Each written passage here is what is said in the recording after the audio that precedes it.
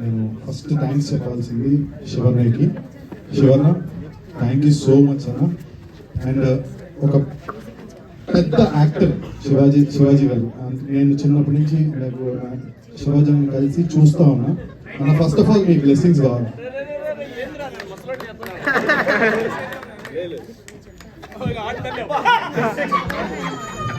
లేదన్నా, ఎందుకంటే చాలా థ్యాంక్స్ అన్న. శివాజీ అన్న ఎన్ని సినిమాలు చేశారు, ఎన్ని హిట్లు కొట్టారు, ఎంత పెద్ద హీరో. అలాంటిది అన్నతో బిగ్ బాస్ లో ఉండడమే చాలా హ్యాపీ. అన్నతో బిగ్ బాస్ లో కొంచెం స్క్రీన్ షేర్ చేసుకున్నప్పుడు ఒక పర్టికులర్ జిలేబీపురం గులాబీపురం అనే దాంట్లో నేను అన్నతో చిన్న క్యారెక్టర్ చేసినప్పుడు చాలా హ్యాపీ ఫీల్ అయ్యాను. అలాంటిది నా సినిమాకి శివాజీ అన్ని రావడం అనేది చాలా హ్యాపీ. అండ్ మా తమ్ముడు పల్లవి ప్రశాంత్, ఓకే పల్లవి ప్రశాంత్, చాలా చాలా థ్యాంక్స్ వచ్చినందుకు. లేదు అట్లాగా మేమందరం ఒక ఫ్యామిలీ, బట్ నా సినిమా అనగానే ప్రతి ఒక్కళ్ళు లైక్ రావడం అనేది చాలా హ్యాపీ. అండ్ ప్రశాంత్ కూడా ఫ్యూచర్ లో మంచి హీరోగా సినిమా చేయాలని నేను మనస్ఫూర్తిగా కోరుకుంటున్నాను, చేస్తాడని అనుకుంటున్నాను. అండ్ నెక్స్ట్ లావర్, కరెక్ట్ గా లైన్ గా చెప్పాను అనుకుంటా, స్పై. అన్న వాళ్ళు కూడా ఒక పెద్ద ఫిలిం ఏదో ప్లానింగ్ లో ఉన్నారు. సో అది కూడా సూపర్ డూపర్ హిట్ అవ్వాలని నేను మనస్ఫూర్తిగా కోరుకుంటున్నాను.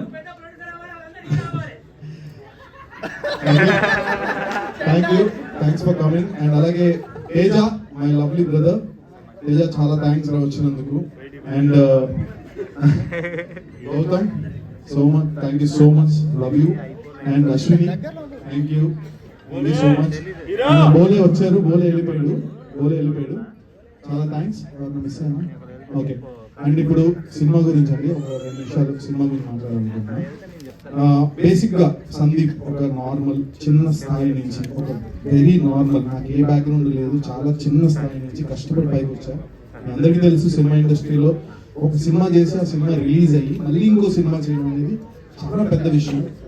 అలాంటి నాకు అవకాశం ఇచ్చిన డైరెక్టర్ రామకృష్ణ గారికి చాలా చాలా థ్యాంక్స్. అలాగే నా ఫస్ట్ డైరెక్టర్, నా first movie love you too director Yogi, please Yogi కూడా చాలా చాలా థ్యాంక్స్. నేను ఎప్పుడు వీళ్ళిద్దరికి రుణపడి ఉంటాను. అలాగే ఫ్యూచర్ లో కూడా ఇంకో మూవీ కూడా చేశాను, అది కూడా రిలీజ్ రాబోతుంది వితిన్ 15 days లో. అది కన్నడ బైలింగ్వల్ చేశాను. అండ్ ఎస్పెషల్లీ ఏ బ్యాక్గ్రౌండ్ ఏమీ లేకుండా జస్ట్ ఒక నార్మల్ గా వచ్చిన వ్యక్తి సందీప్. అండ్ అలా అంచెలంచెలుగా కష్టాన్ని మాత్రమే నమ్ముకున్నాను. అఫ్ కోర్స్ సోషల్ మీడియా కానీ యూట్యూబ్ కానీ